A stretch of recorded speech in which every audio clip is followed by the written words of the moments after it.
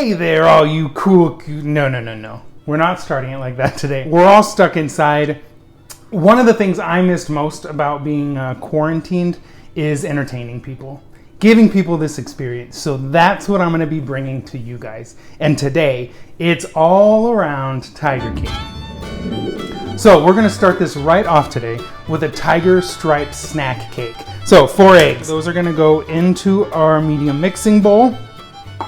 I'm going to add to that 1 1/4 cups of white sugar or granulated sugar, and then 1/3 cup of brown sugar. Now we want to whip this till the sugar's dissolved and it's nice and fluffy. I want to put some flavorings into this cake, and I want to do it now while I'm mixing the sugars around with the egg. And first flavoring is orange. I want to add about 1 tablespoon of vanilla extract. Good old Nielsen Massey, the best. 1 teaspoon of kosher salt. 1/2 teaspoon of turmeric. 1 cup of milk. I'm using whole milk. 3/4 cup of good neutral oil, canola oil, grapeseed, something like that would be best. I want to mix that around just till it comes together. And then we have 1 tablespoon of cornstarch, adding that to my 2 cups of flour. 2 teaspoons of baking powder. Add that in there. And then the dry ingredients to the bowl. And we're gonna mix this around. I have another bowl, right? The bowl we had the dry ingredients in, that I'm gonna add 1/4 cup of cocoa powder to. To that, I'm going to split this cake up about half. Could have probably used a bit bigger of a bowl, but it will be okay.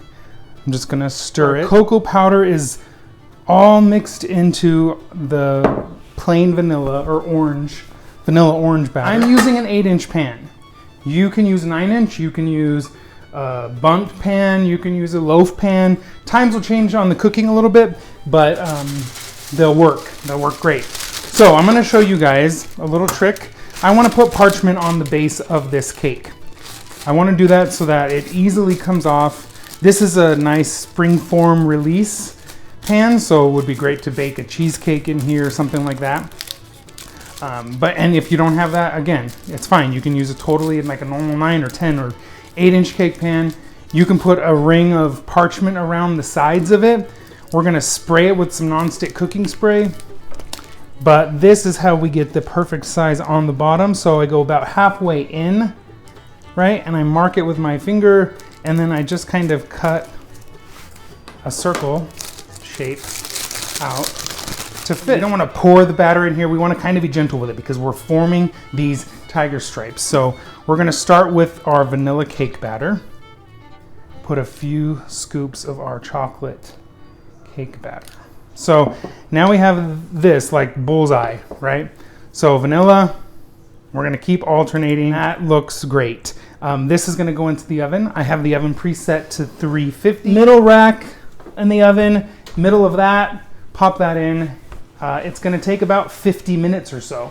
So we're gonna set that timer for 50 minutes.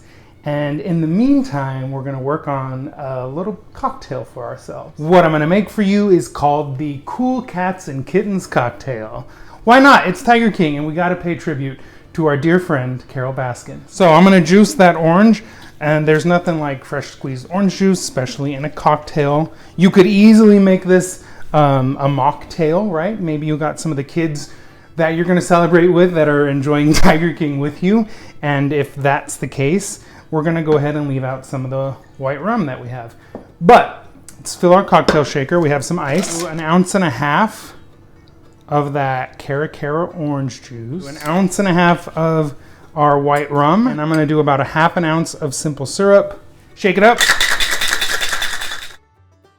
I'm going to top it with some orange flavored sparkling water, maraschino or Luxardo cherries in there because we got to keep it nice and sweet. It's Carol Baskin's, and she seems like she likes her cocktails maybe on the sweeter side. I don't know. My own interpretation there. And then I'm going to garnish it with a Cara orange slice. Perfect for a couple of those drinking games that are already out there on the internet. Tiger King drinking games. I'm not encouraging that behavior. but these aren't too boozy, so if you needed to drink a couple of them while watching a few episodes, it's going to be the perfect cocktail. Cheers, Carol. Drink up. I hear your case is being reopened, so good luck to you. I'm going to show you guys one final thing to take this Tiger King evening over the top, right? We're going to make pita pizzas. We're using pita because, well, pita. So, pita pizzas, they're super easy. And one other thing that's super easy is your own tomato sauce. So I have some strained tomatoes, 24 ounces of strained tomatoes. If you don't have these, have access to these, crushed tomatoes work perfectly. 2 tablespoons of some red wine vinegar. That just helps to give it a little punch, right? The awesome thing about this is we're not even going to cook it. This is going straight on the pizza. I like it a little spicy, so I'm gonna say a pinch of red pepper flake, couple pinches of dried basil, teaspoon of kosher salt. We want to make sure everything is seasoned well. Some black pepper. I'm going to do a large garlic clove minced up here. And that's it. Very simple. This is a very traditional pizza sauce. I have a cooling rack on a cookie sheet lined with parchment. I like the pizza to get crisp. Like, especially pita is very soft. I want to get some of that crispiness on the bottom, and the top we have our sauce and all of our toppings, so it's not going to really crisp up much. So I'm going to put these down. The cooling rack allows for some airflow in the oven when we pop them in there. You could top these with whatever you'd like. Well, of course, we're going to go with a spoon of our sauce on the base. I have some shredded mozzarella cheese, Italian sausage. So this is a spicy Italian that I'm going to put on here because, you know, let's face it, some of those conversations got a little spicy. So it's keeping me really nicely themed for tonight. But if you wanted to get even more traditional with toppings or more themed with toppings, you could obviously go to Walmart and get some expired meat because we heard that's what Joe was using in the pizza parlor. I'm okay. I didn't want to go that route too much today, so we're going to spare that. A couple pieces of some Genoa salami. I found these really awesome striped variegated bell peppers at the grocery store on my like once a week journey out. Sliced jalapeno on this for our pita pizza. If you want to be super pita friendly, I would say don't put any meat, right? Do a vegetarian. Some mushrooms and onions and maybe some more garlic. That would be wonderful. I'm topping it with Parmesan cheese. You know, again, to keep it vegan or pita friendly, you gotta go some dairy-free cheese, but hey, there's some really good ones out there. These are ready to pop in the oven as soon as our cake comes out. So it's been about 55 minutes. I'm gonna check the cake one last time. Yeah, we're ready. It's practically clean. If I go to where it's super clean and the bounce back on there, I just put my finger, it left a small indent. That tells me it's done. If it bounced back super quick, it might be a little bit overdone. But I'm going to go ahead and set this on the cooling rack because I believe that it's done to a good spot. So I'm going to set it on a cooling rack, I'll leave it there, turn my oven up to, I'm going to go like a low broil on this to get my pizzas going. That looks perfect. Bubbly, ooey gooey, super crispy crust. Take one over here, cut into it. I am not mad about this. That looks wonderful. The cheese is nice and melted, right? I don't think Joe Exotic would be mad about this either. We're all ready for our binge watching of Tiger King. Whether it's your first or fourth time, this is gonna help make it feel a little bit more festive. Get creative, have fun. As I was getting creative myself, I dolled up with a little pink bandana here that I thought Joe might like, plus it doubles as a mask. So that works right now for going outside. I realized I didn't have one bit of fabric or paper or a clothing item with any animal print whatsoever on it.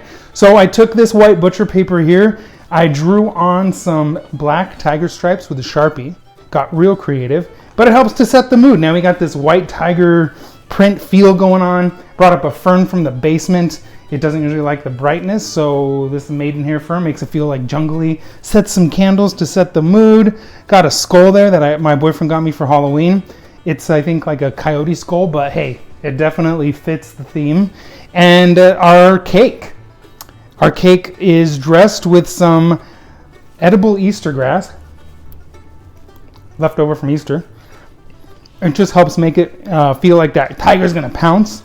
And there's our cake there. We got some nice little bit of tiger striping going on, not a ton, but it's gonna be delicious. Let's try it out.